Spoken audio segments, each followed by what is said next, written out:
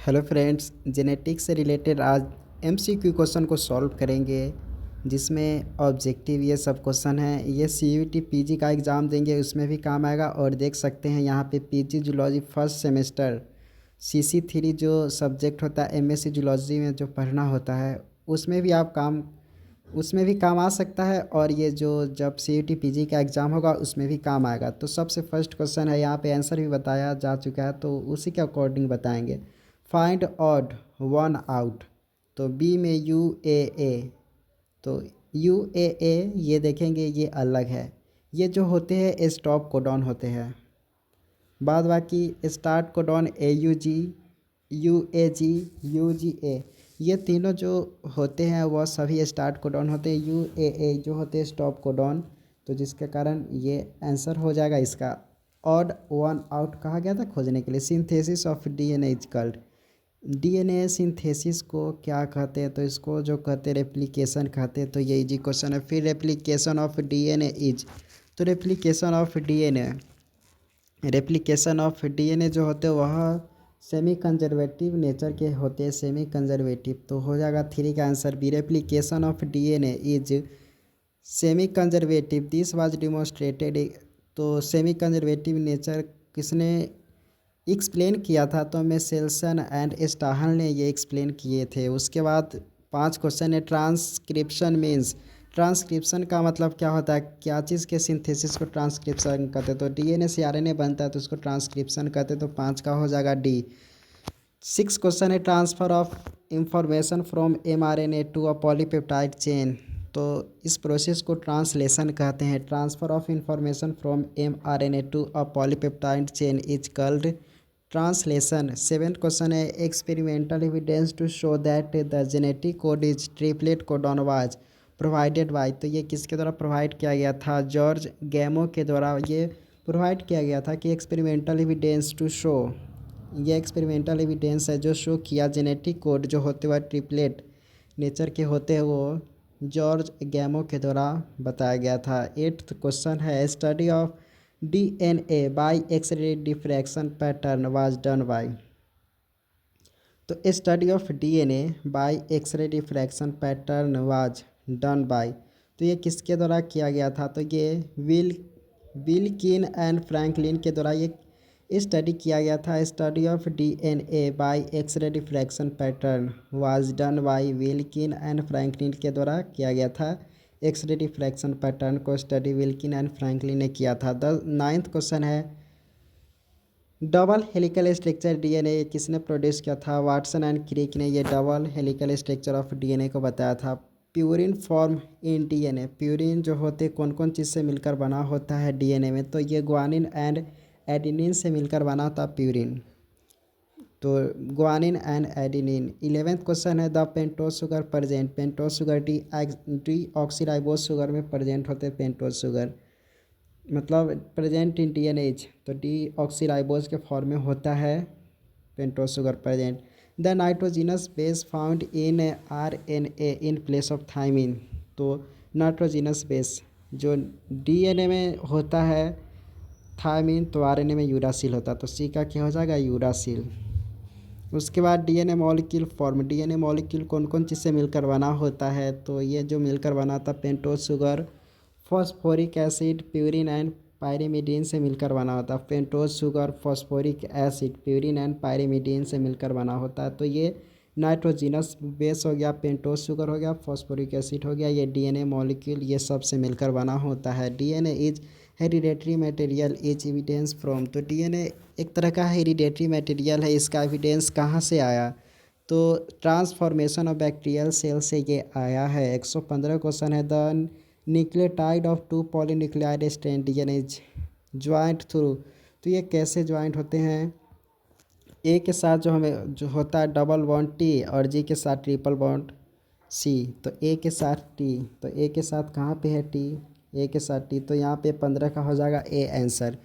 16 question है। Hereditary material is या और genetic information are encoded by. तो वो किसके द्वारा इनकोडेड होते हैं? न्यूक्लिक एसिड के द्वारा।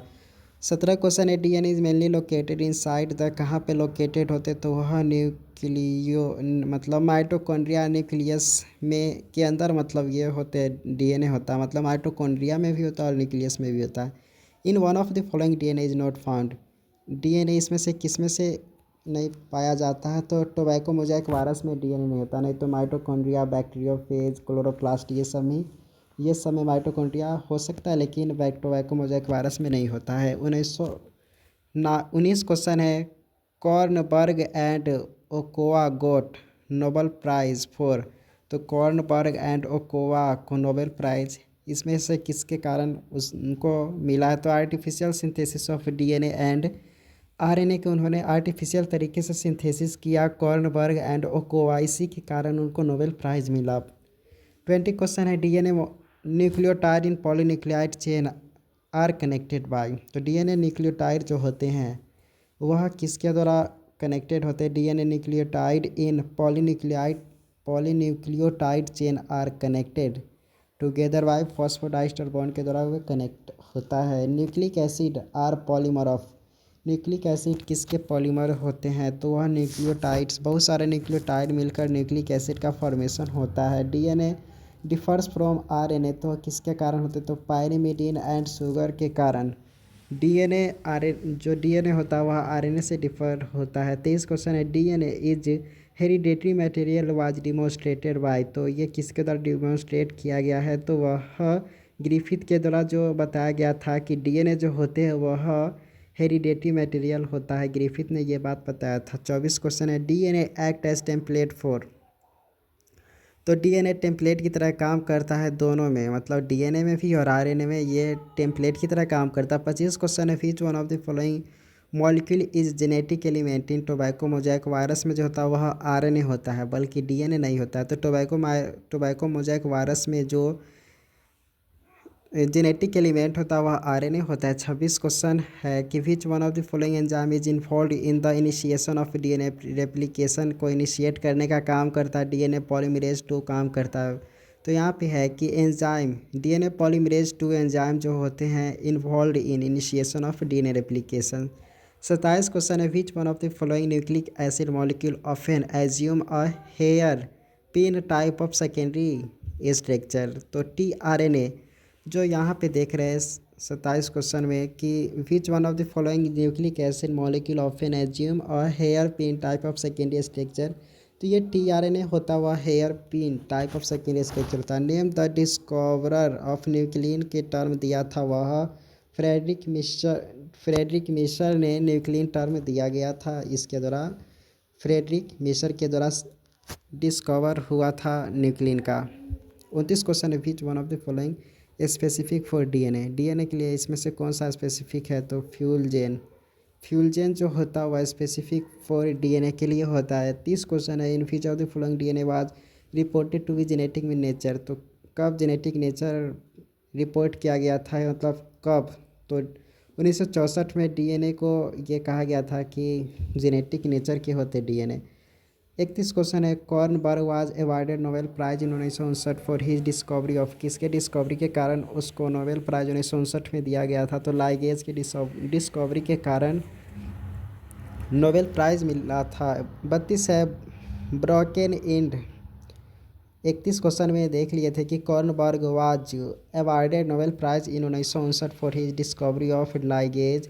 32 क्वेश्चन है broken end of two DNA chain are joined by, तो वे लाइगेज जो होते हैं वह ब्रोकन इंड जो होते टूटा हुआ दोनों साइड के इंड लाइगेज ज्वाइन उसको करने का काम करता है। 32 का सी हो जाएगा the enzyme that clips DNA at specific site producing sticky end is called, तो 33 का हो जाएगा यहाँ पे डी रिस्ट्रिक्शन इंडोन्यूक्लिएज, तो the enzyme that clips DNA at specific site, the enzyme that clips DNA at specific site producing sticky end, तो restriction endonuclease होते ये प्रोड्यूस करते हैं। तो रिस्ट्रिक्शन इंडोन्यूक्लिएज क्या होते हैं, तो एक तरह का एंजाइम है जो क्लिप करता है DNA at specific site and producing sticky end, दोनों साइड स्टिकी इंड प्रोड्यूस करता, तो डी देख लिया। अब 34 क्वेश्चन है biological function gene coding for tyrosine tRNA of E coli synthesized by Khurana in 1979। तो biological function gene coding for tyrosine tRNA of E coli synthesized by Khurana in 1979। तो उन्होंने जो बताया गया था 207 न्यूक्लियोटाइड पेयर को उन्होंने बताया था। तो tyrosine biologically functional gene coding for tyrosine tRNA of E coli synthesized by Khurana in 1979 had 207 nucleotide pairs. Reverse transcription is also called reverse transcriptase is also called। तो उसको R N A dependent DNA polymerase होते हैं। Reverse transcriptase is also called, reverse transcriptase को also कहते हैं RNA dependent DNA polymerase. Structure involve in genetic engineering में कौन सा काम आता है? तो प्लाज्मिड जो स्ट्रक्चर होते हैं वह जेनेटिक इंजीनियरिंग में काम होता है प्लाज्मिड। 37 क्वेश्चन है, which enzyme is useful in genetic engineering में कौन सा एंजाइम काम करता है? तो जो ये एंजाइम काम करता है रिस्ट्रिक्शन एंडोन्यूक्लियस काम करता है। तो 37 का डी हो जाएगा। 38 क्वेश्चन है, रिस्ट्रिक्शन एंडोन्यूक्लियस आज are used in genetic engineering. तो रिस्ट्रिक्शन एंडोन्यूक्लियस का हम जेनेटिक इंजीनियरिंग में यूज करते हैं किस लिए? तो they can cut DNA at specific base sequence. Specific base sequence पर वे डीएनए को कट कर सकता है, इसीलिए रिस्ट्रिक्शन एंडोन्यूक्लियस को हम यूज करते हैं जेनेटिक इंजीनियरिंग में। 39 क्वेश्चन है, the first artificial gene was synthesized by. तो फर्स्ट आर्टिफिशियल मॉर्गन के खुराना के द्वारा आर्टिफिशियल जीन सिंथेसाइज्ड किया गया था। तो first artificial gene was synthesized by Khurana. 40 question है, which of the following is genetic vector, इसमें से कौन है? तो जेनेटिक वेक्टर है जो है वह प्लाज्मिड जो होते हैं वह जेनेटिक वेक्टर है होते हैं प्लाज्मिड। तो यहाँ पे प्लाज्मिड ना होकर प्लाज्मिड होगा। तो 40 का ए आंसर हो जाएगा। जेनेटिक इंजीनियरिंग, तो 40 में देख रहे हैं जेनेटिक वेक्टर क्या है प्लाज्मिड। उसके बाद 41 क्वेश्चन है, genetic engineering would not have been possible if which of the following were not known. तो genetic engineering would not have been possible if which of the following are not known. तो यहाँ पे है DNA ligase अगर नहीं पता रहता तो डीएनए नहीं मालूम चलता कि यह जेनेटिक मटेरियल है। तो जेनेटिक इंजीनियरिंग मालूम ही नहीं चलता अगर डीएनए लाइगेज का पता नहीं रहता। तो इसका 41 का आंसर हो जाएगा सी। 42 क्वेश्चन है, genetic engineering is possible because. Genetic engineering possible हुआ किसके कारण? तो यहाँ पे आंसर है कि रिस्ट्रिक्शन इंडोन्यूक्लियस जो होते हैं restriction endonuclease purified from bacteria can be used in vitro. तो सबसे पहले प्यूरिफाई किया जा सकता है रिस्ट्रिक्शन इंडोन्यूक्लियस को बैक्टीरिया से, जो कि यूज हम बाहर भी आराम से कर सकते। तो 42 का डी।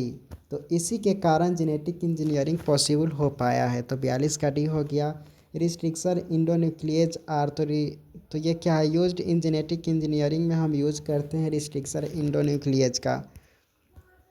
उसके बाद है 44 question, molecular scissor are used in genetic engineering. तो रिस्ट्रिक्शन इंडोन्यूक्लियस को हम सीजर की तरह काम करते, कैंची की तरह काम करते जेनेटिक इंजीनियरिंग में रिस्ट्रिक्शन इंडोन्यूक्लियस का। A phage is essential in bacteria for. तो कौन सा फेज ज़रूरी है बैक्टीरिया में? 45 का यहाँ पे है ट्रांसडक्शन जो होते हैं वह बैक्टीरिया में इम्पोर्टेंट होता है ये फेज। उसके बाद है 46, addition of phage DNA into genetic material of host is called. तो उसको यहाँ पे नॉन ऑफ द अबव हो जाएगा। Lysogeny lysis prophage addition of phage DNA into genetic material of host is called. तो इसमें से नॉन ऑफ द अबव कहेंगे। Addition of phage of DNA into genetic material of host, तो इसमें से कोई नहीं है। 47 क्वेश्चन है, enzyme called restriction endonucleases are used in genetic engineering as molecular. तो enzyme called restriction endonucleases are used in genetic engineering as a molecular. तो स्कालपेल्स to cut DNA at a specific site. तो इस question में है कि enzyme एक जो enzyme है रिस्ट्रिक्शन इंडोन्यूक्लियस जिसको यूज करते हैं genetic engineering as a molecular के फॉर्म में। तो स्कालपेल्स जो होते हैं to cut DNA at a specific site में कट करने का काम करता है। 48 क्वेश्चन है, ट्रांसजेनिक एनिमल्स के पास क्या होते हैं? तो ट्रांसजेनिक एनिमल्स के पास फॉरेन डीएनए जो होते हैं in its all cells. Foreign DNA पूरे सेल में होते हैं। एक ट्रांसजेनिक जो एनिमल होते हैं उसके पास तो 48 का है C answer. A clone of the sheep Dolly has been made, तो उसके पास न्यूक्लियस ट्रांसफ़र होते हैं। A clone of the sheep Dolly has been made by nucleus transfer के द्वारा जो शीप होते हैं उसको बनाया गया है। उसका अब phase essential in bacteria transduction, ये जान ट्रांसफॉर्मेशन या ट्रांसडक्शन दोनों हो जाएगा। अब phase is essential in bacteria for transformation. उसके बाद ट्रांसफॉर्मेशन के द्वारा भी होता है और ट्रांसडक्शन के द्वारा भी होता है बैक्टीरिया में। एक 51 क्वेश्चन है, gene that are involve in turning on और off transcription of a set structure gene, तो उसको क्या कहेंगे? तो रेगुलेटरी जीन होता है वह ऑन भी करता है और ऑफ भी करता है, जो ट्रांसक्रिप्शन होते हैं उसको, तो रेगुलेटरी जीन ये काम करता है। 52 क्वेश्चन है, the DNA of E coli is, तो ई कोलाई में सर्कुलर होते हैं और डबल स्टैंडर्ड होते हैं, तो 52 का हो जाएगा D answer. DNA of E coli double stand and circular ये होते हैं। 53 क्वेश्चन है, the first cloned animal of the world, तो सबसे पहला एनिमल क्या है? डॉली शिप, ये सबसे पहला क्लोन्ड एनिमल है डॉली शिप। PBR322 इस ये क्या है? एक तरह से तो ये जो है प्लाज्मिड, एक तरह का प्लाज्मिड है। 55 क्वेश्चन है, T I is found in, तो टी आई जो होता है tumour inducing is found in agrobacterium में होते हैं, तो 55 का सी हो जाएगा। PCR यूज्ड इन, तो यह किस में काम करता है? जीन एम्प्लीफिकेशन में काम करते हैं, 55 का हो जाएगा। 57 क्वेश्चन है, प्लाज्मिड आर, तो प्लाज्मिड आर तो यह कौन काम करता है? ऑल ऑफ दी अबव, यानी कि प्लाज्मिड जो होता है कैपेबल ऑफ सेल्फ रेप्लिकेशन में ये काम आता है। एक्स्ट्रा क्रोमोजोमल जेनेटिक मटेरियल में भी काम आता है। यूज्ड इन डीएनए क्लोनिंग में भी काम करता है, मतलब ये तीनों में काम करता है प्लाज्मिड। तो capable of self replication, extra chromosomal genetic material used in DNA cloning. उसके बाद यहाँ पे 58 क्वेश्चन है कि which institute of India contributed of the human genome project, इसमें से कौन है? तो CDRI, central drug research institute, तो ये इंट्रीब्यूट मतलब कंट्रीब्यूट करता है ह्यूमन जीनोम प्रोजेक्ट में, तो 58 का भी हो जाएगा। 59 क्वेश्चन है, the ship Dolly was produced by, तो ये शिप डॉली प्रोड्यूस्ड होता है न्यूक्लियर ट्रांसप्लांटेशन के द्वारा। The ship Dolly was produced by nuclear transplantation, तो 59 का ए हो गया। तो इस तरीके से हमने ये देख लिया क्वेश्चन जो कि CVT PG में भी काम आएगा और 12th के नीट का एग्ज़ाम में भी काम आएगा, एंड जो PG फर्स्ट सेमेस्टर के जो एग्ज़ाम होगा उसमें भी काम आएगा। तो सब में आप पढ़ सकते थे। तो thank you so much for watching.